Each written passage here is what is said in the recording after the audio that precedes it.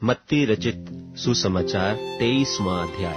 तब यीशु ने भीड़ से और अपने चेलों से कहा, शास्त्री और फरीसी मूसा की गद्दी पर बैठे हैं, इसलिए वे तुमसे जो कुछ कहें वह करना और मानना, परंतु उनके से काम मत करना, क्योंकि वे कहते तो हैं पर करते नहीं।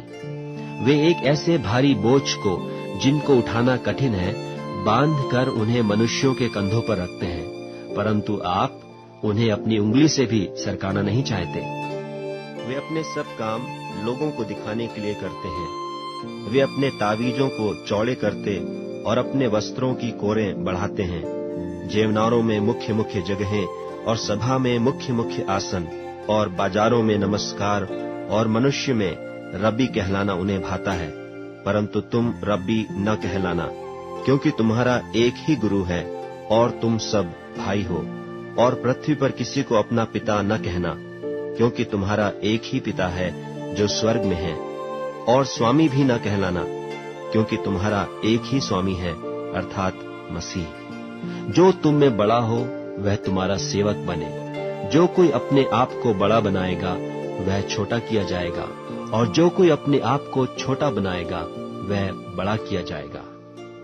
हे कपटी शास्त्रियों और फरीसियों, तुम पर हाय, तुम मनुष्यों के विरोध में स्वर्ग के राज का द्वार बंद करते हो।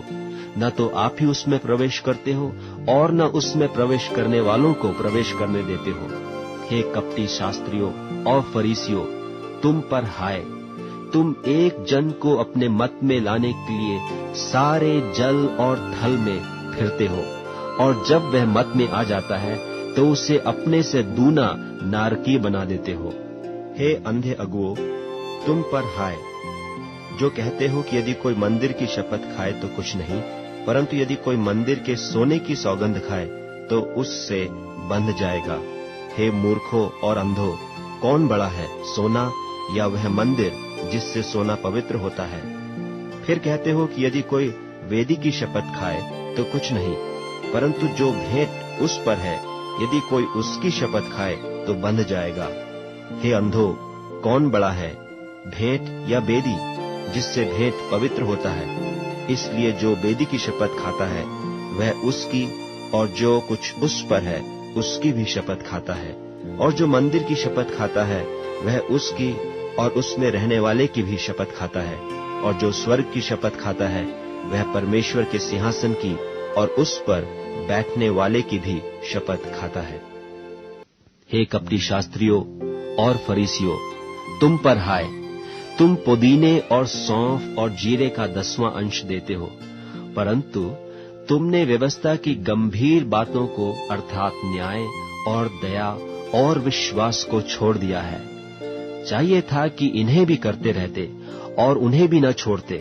हे अंधे अगुओ, तुम मच्छर को तो छान डालते हो, परंतु ऊंट को निगल जाते हो। हे कपटी शास्त्रियों और फरीसियों, तुम पर हाय, तुम कटोरे और थाली को ऊपर ऊपर से तो मांजते हो, परंतु वे भीतर अंधेर असंयम से भरे हुए हैं। हे अंधे फरीसी, पहले कटोरे और थाली को भीतर से मांज कि वे बाहर से भी स्वच्छ हों। हे कपटी शास्त्रियों और फरीसियों, तुम पर हाय, तुम चूना फिरी हुई कब्रों के समान हो, जो ऊपर से तो सुंदर दिखाई देती हैं, परंतु भीतर मुर्दों की हड्डियों और सब प्रकार की मलिनता से भरी हैं। इसी रीति से तुम भी ऊपर से मनुष्यों को धर्मी दिखाई देते हो, परंतु भीतर कपट और अधर्म से भरे हुए हो। हे कपटी शास्त्रियों और फरीसियों, तुम पर हाय, तुम भविष्यद्वक्ताओं की कब्रें संवारते और धर्मियों की कब्रें बनाते हो, और कहते हो कि यदि हम अपने बाप दादों के दिनों में होते तो भविष्यद्वक्ताओं की हत्या में उनके साझी न होते। इससे तो तुम अपने पर आप ही गवाही देते हो कि तुम भविष्यद्वक्ताओं के घातकों की संतान हो।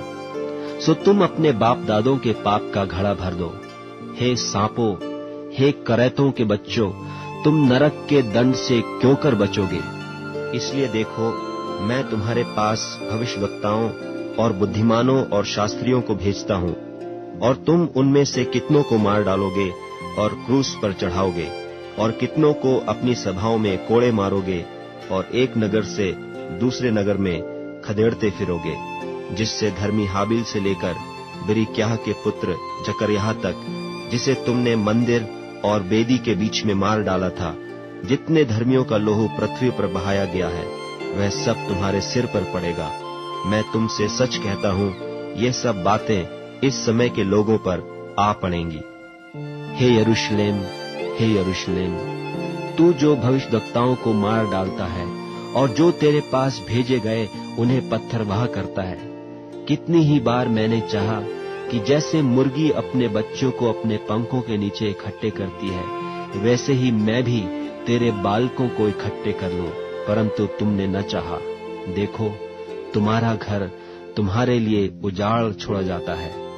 क्योंकि मैं तुमसे कहता हूं कि अब से जब तक तुम न कहोगे कि धन्य है वह जो प्रभु के नाम से आता है, तब तक तुम मुझे फिर कभी न देखोगे।